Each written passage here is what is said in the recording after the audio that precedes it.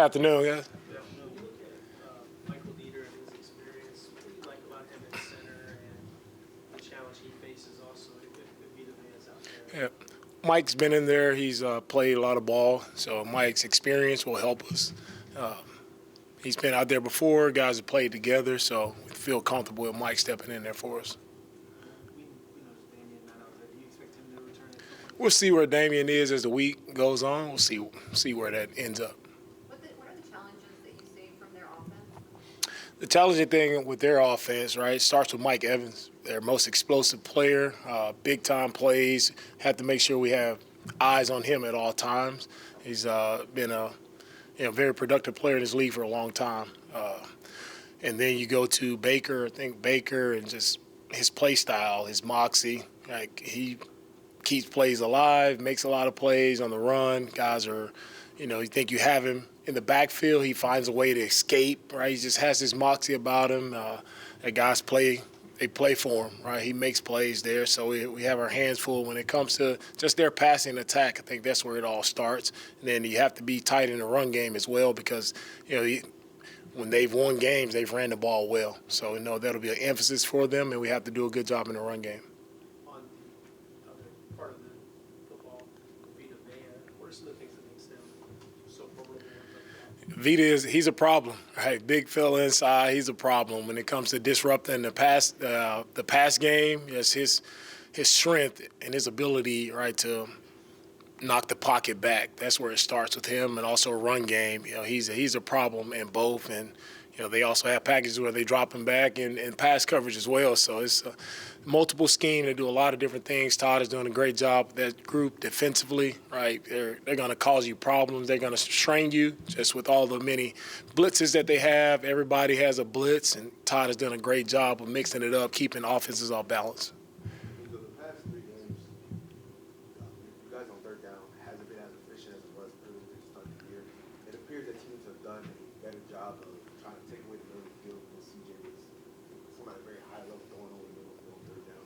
So what's the balance of leaning to what you do very well versus when teams are trying to take away what you do well? What's the balance of trying to counter that versus still sticking to what you do well? And there's always a balance, I think, in that chess match of the game, and things you want to do, things you want to do well is, where you throw the ball. Teams pick up on all those tendencies, so there's always that chess match where you have to change things up, offensively and defensively, and we look at all those things, and we have to continue to put ourselves in the best position, put our players in the best position to make plays, and when it comes to you have to change things up at times, we'll do that as well. Understanding that you guys have the radio headsets to communicate with your players, I see you covering your mouth constantly when you're. Why do you do that, and how aware are you of people? Perhaps are you really concerned with people reading your lips?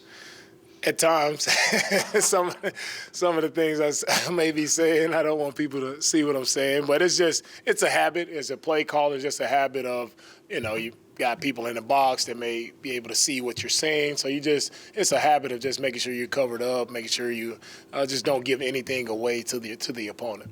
You've got a team that's so blitz heavy.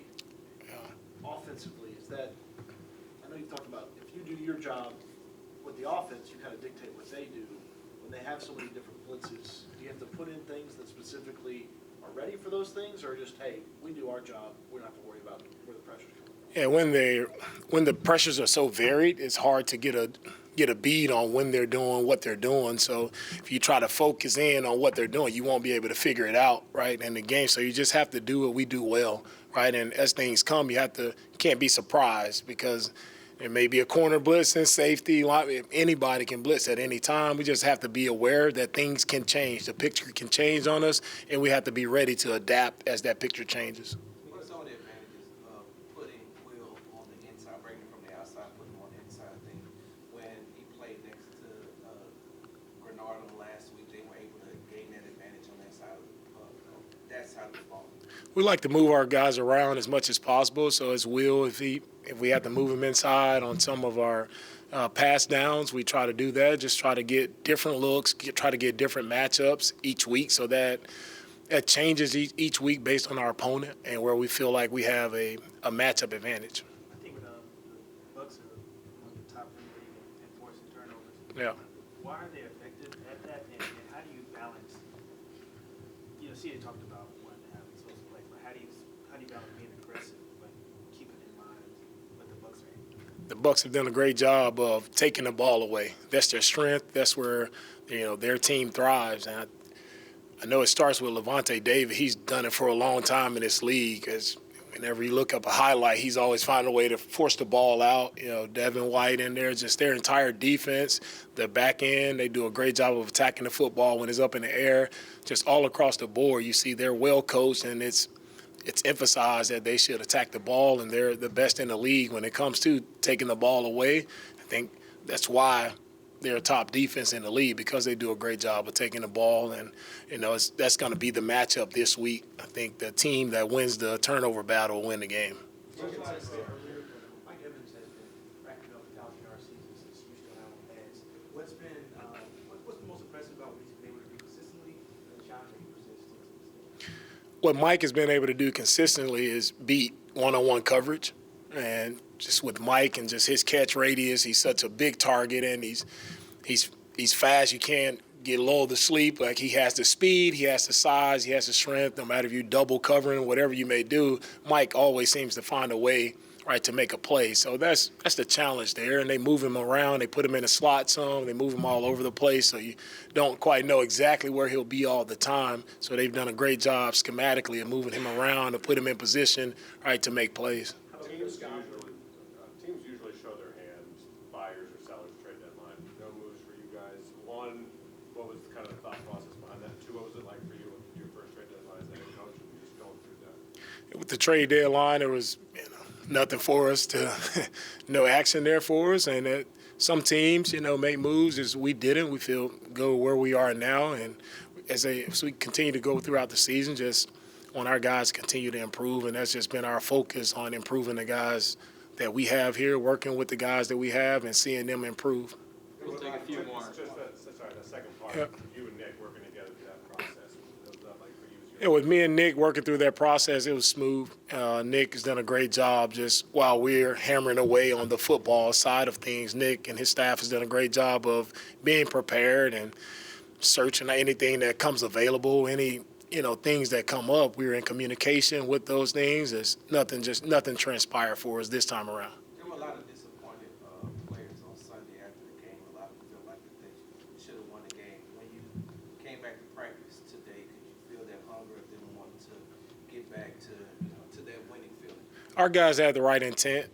Throughout today at practice and meetings, our guys are dialed in. Their intent is right. It's just we have to be deliberate every single time we go out. No matter it's win or lose, you can't be more fired up after you lose, right? You have to keep that same demeanor no matter you win or lose. You just have to prepare the same way each and every week. So on Sunday, right, you don't let a loss affect you so much that shouldn't drive you to work harder. You should have that same work ethic no matter what, win or loss.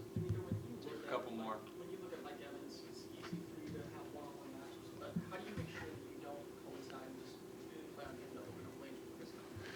It's just defensively with scheme and everything that we do, right? It's just, you have to be varied in your scheme. You have to be varied in your approach. So we'll approach it that way.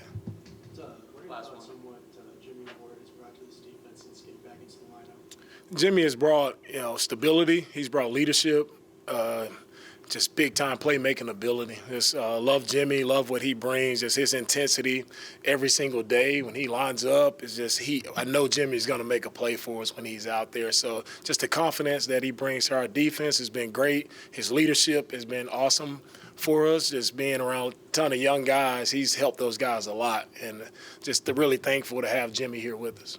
Thank you, Coach. All right, thank you, guys.